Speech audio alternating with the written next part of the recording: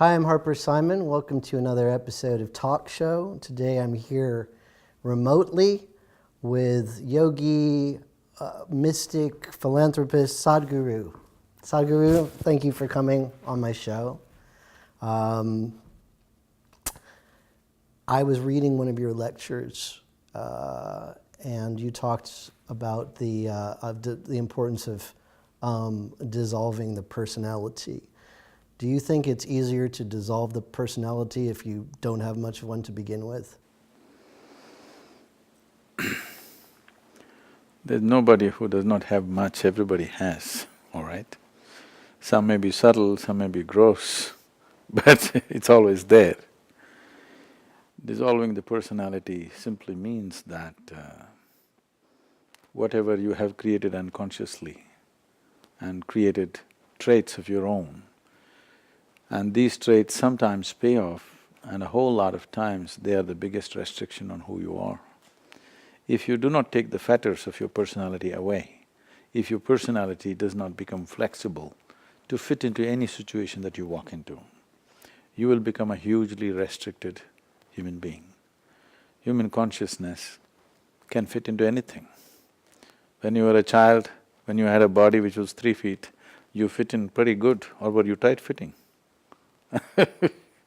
Now you're like this, you fit in pretty well. If you become like that, you'll fit in well. If you become like this, you'll fit in well. So consciousness, or what you call as human nature, is flexible. With personality, you're concretizing it, and what is rigid will break. I liked what you said in the same lecture about people's likes and dislikes, and how, in a sense, we're prisoners of likes and dislikes. Maybe you can talk a little bit about that.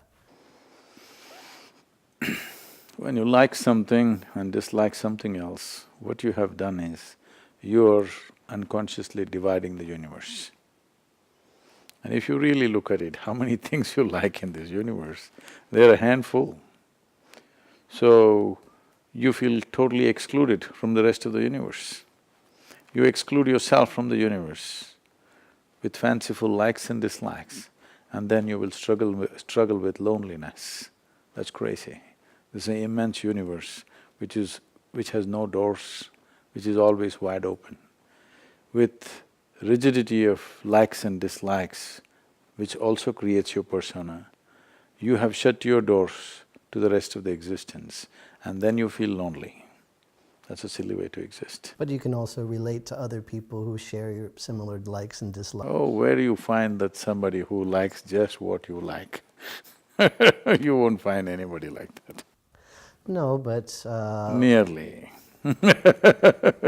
But in a way, that's how people form bonds and attachments and camaraderie and work together and cooperate with a shared value system. It's always better you meet somebody who is unlike you, not like you. I agree. I prefer an unlikely friendship myself. So tell me, just going back, you were born. Your father, I read, was an ophthalmologist, and you went to school. You studied English literature, and you were a successful businessman. Maybe it seems like spiritual concerns weren't so much of interest to you in your formative years. Spirituality was never a concern, nor is it now. It's just that spiritual process comes to you not because you believe something, not because you attach yourself to some system or organization or a scripture or an ideology. Spiritual process is when you realize there's so much of life that you do not know. What you're seeing is very little. Today neurologists are telling you, you're not even seeing a few percentages, points of what is actually there even physically around you, your vision. What the grasshopper sees you cannot see, what the owl sees you cannot see, what the dog sees you cannot see, because you are perceiving just 1% of the reality around you. So, when you realize this, that you don't know most of life as it is, wanting to know will become a natural process. The problem is with people, whatever they do not know, they believe that they know, because somebody told them something. So I was never really consciously oriented towards any spiritual process, nor was I religious, nor was I attached to any particular religion or anything for that matter. It's just that I do not know became the biggest statement in my mind, and I was a million question marks all the time. So if you have genuine question, you will naturally become a seeker. If you seek intensely enough, finding what is true will happen. And I read that you had a consciousness-shattering mystical experience at one point in which you experienced… Many points. At many points, but maybe one very significant one that made you feel more in touch with all that was around you. What can you describe that mystical experience that you had? I don't think I can ever articulate what happened within me as such, because what happened within me then and what happens within me even today, it'll never be articulated because it is just beyond any kind of logical statement. But if we have to put some kind of description to it, it is just that what I always thought as myself just broke on that day. In the sense, I always thought this is me and that's somebody else. I had no issues with somebody else. But on that day when I sat on this on this rock on top of a small hill, suddenly I did not know which is me, which is not me. What was me was all over the place. That may sound logically like insanity, but that is the reality of existence. If one breaks the bubble of one's persona, what is you is just all over the place. As you sit here, what you exhale, the trees are inhaling. What the trees exhale, you are inhaling. It's just that it's not in your experience. Suppose you sit here and experience this, suddenly your whole fundamental perception of life is altered. So, whatever I had perceived as myself, whatever I had perceived as the other, what is this, what is that, kind of evaporated within me. So, the very basis of how we perceive and make conclusions about life was completely taken away from me on that day. I don't think that sounds insane, because I had similar experiences with psychedelic drugs. But what brought about this experience? Just one day? I mean, was there a set of circumstances that brought this experience on? The the word yoga literally means union. That means the individual and the universal becomes one. I've been practicing yoga since I was 12 years of age, but I never thought it is going to lead me in this direction. I was just doing it for my physical well-being and mental prowess. It definitely gave me that, it set me apart. Physically and mentally, it set me apart in any group of people. But I never imagined something else is there to it. So, if you take psychedelic drugs chemically, it creates a certain experience from within you. What the chemistry does is a kind of a chemical drama which in turn creates a psychological drama. That's not what I'm talking about. This is beyond the psychological, this is beyond the chemistry of who you are.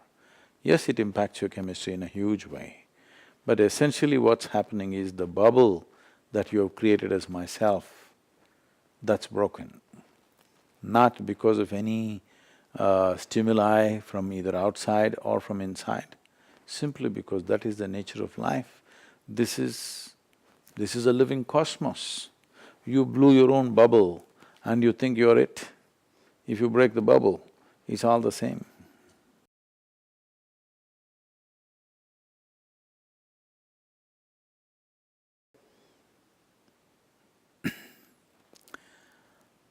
Where is your ego? You have an ego?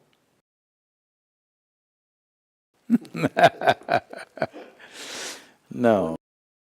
I want you to look at this carefully. You will see whenever you do something nice, whenever you do something beautiful, you will always say, it's me who did this. Whenever you do something nasty, afterwards you look back and say, oh, that was my ego. So Mr. Ego is a fall guy who always comes in when something goes wrong. First fix this in your life, that there are no two people within you or four people within you, there's only one within you. If you have more than one, that means you either need a psychiatrist or an exorcist. I need both. Because it says… I'll take whoever you got. It says you're schizophrenic or you're possessed. That's not the truth. The truth is, you have created defense mechanisms to save yourself. Now, the important thing is if anybody wants to fix their life, first thing is to say, if it happens, it's me, if it doesn't happen, it's me, if I make it, it's me, if I don't make it, it's me. Accountability. I don't want to give it a name, but you must become an individual. Individual means you're not further divisible. If you further divide, it'll lead to sickness. When you had your mystical experience, did this lead you towards a path of towards love and service and compassion? I don't think I'm doing any service. I'm doing what I feel is the best thing I can do. Well, you actually do quite a lot of service. I've read That's what… so much impressive stuff, and I should say, you have a foundation that's planted over 17 million trees in India. You have 24. 24 million trees, which is incredible. Another one that… Yes, there are dozens of schools, rural medical care and all kinds of things, which are useful for the people. But what I'm saying is, see, if you do something for your own child, you won't feel it's a service because it's a privilege, you can do that. But if you do it for another child, suddenly it's becomes service because the heart is barren. If you have love within you, you can't do service. You will do whatever you can. It's natural for you to do all the things that you can. Because in one's life, if we do not do what we cannot do, that's not an issue. But if we do not do what we can do, we're a disastrous life. I'm not a disaster. I do what I can.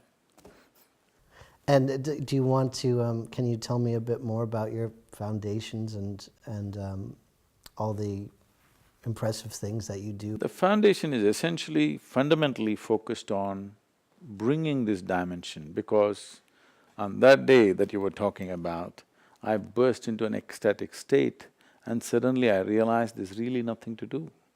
Every human being is capable of this, because when it comes to external situations, each one of us are differently capable. When it comes to inner situations, all of us are equally capable. So when I just sat there and just oozing with ecstasy, I thought, this is it, I'm going to make the whole world ecstatic. Well, here I am, 33 years since then. Definitely time has gone by. But we have touched a few million people, some 27, 28 million people we have touched. Today I can proudly say, there are millions of people, if they close their eyes, tears of ecstasy will flow in the morning for them every day. So, it's good, but that's not the world yet, there's 7 billion people. Gee whiz, I wish that would happen to me. Do you think that we're headed towards a more enlightened society? Tell me, just look at yourself in your life and tell me, on a day when you're very joyful, are you not naturally nice to everyone? When you're very happy, if anybody meets you, when you are happy. But when you're miserable and depressed, you could be nasty. That is true with every human being. So, all the nastiness that people do in their lives is just an expression of their own experience of life. If their experience of life was wonderful and absolutely pleasant, they would be pleasant and wonderful to everything and everybody around them. So, instead of fixing the root cause, we are always trying to fix the consequence by saying, I love everybody, I'm going to serve everybody. You're trying to fix the consequence. Don't try to fix the root, don't try to fix the fruit, fix the root. The root cause is, if your experience of life is very pleasant, being pleasant to everything around you is a natural consequence. Can I ask you, you talk a lot about… Dude, that's not a compliment, that's an insult. You talk a lot. It's not no, a I pleasant didn't mean thing it to like that. say. I didn't mean you talk a lot. I mean, I've heard you say, you talk just the appropriate amount about people's mental constructs and kind of imprisoning themselves in their own misery. But what about people who are, where their misery is beyond that? What about people who are in actual circumstances where they can't help themselves? Somebody walking around in Nepal and suddenly they're under rubble. I mean, what about all the people who aren't hungry, who are hungry in the world, or suffering for reasons that are have nothing to do with mental construct? There is physical suffering and there's mental suffering. If people, either because of war or some calamity, they've been brought to physical pain, that's a different thing that has to be dealt with differently. But 90% of the human suffering is mental and it's on self-help mode. Nobody's causing it and nobody can cause it to you. So 90% of human suffering is self-help, that they're doing it to themselves. First address that. I can't stop the earthquake, nor you can. Maybe we can avoid the wars, but earthquakes happen, what to do, all right? Those things have to be dealt with differently, physical pain. But everything that is psychological is your drama. At least conduct your drama well. How to conduct your drama? The technologies for that is what I'm offering in the form of inner engineering. To engineer yourself the way you want yourself to be. You don't have to engineer yourself the way I want. You engineer it the way you want, and I'm sure what you want for yourself is pleasantness, not unpleasantness, isn't it? So, other than meditation techniques, what are some of the other ways in which Oh, there are a people million may… ways to do it, not one or two. There are a million ways to do it. For every person, we offer a different dimension. It's not necessarily one common solution. And do you think, does that help to lead towards an acceptance of death? Tell me, the only reason why death is such a huge problem is you know nothing other than the body. You have not experienced anything other than your body, so death means you lose this body, then you don't know what's next. I appreciate your… I think that's very different from messages from other gurus, this kind of non-denominational, non-religious… I don't know which other guru you met, but a guru means… gu means darkness, ru means light. One who puts light to areas of darkness within you, he's a guru.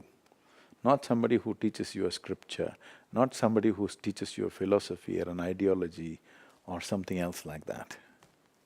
So you don't…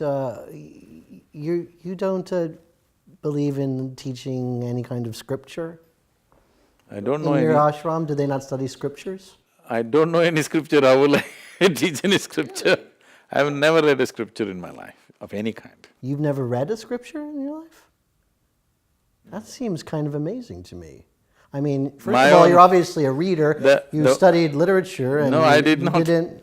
I did not. You didn't? No. Oh, well, I read that, that's wrong. I went to the college, that does not mean I studied, okay? Now You were partying. There is only one thing I know. I know this piece of life from its origin to its ultimate, and it's kept me busy. It never gave me time to read any scripture, nor did I feel any inclination towards it, because my own vision has never failed me. I never thought I had to mix myself up with something. Well, you're a fascinating, mysterious person, Sadhguru. And you do all sorts of amazing, wonderful things. And I'm very impressed with your foundations, and I hope I get to visit your ashram one day. You should. It's a very unique place, crafted, meticulously crafted for self-transformation. It's something that one must experience. Well, I hope to experience that, and thank you so much for taking time to talk to me today, Sadhguru. And tune in next week for another episode of Talk Show.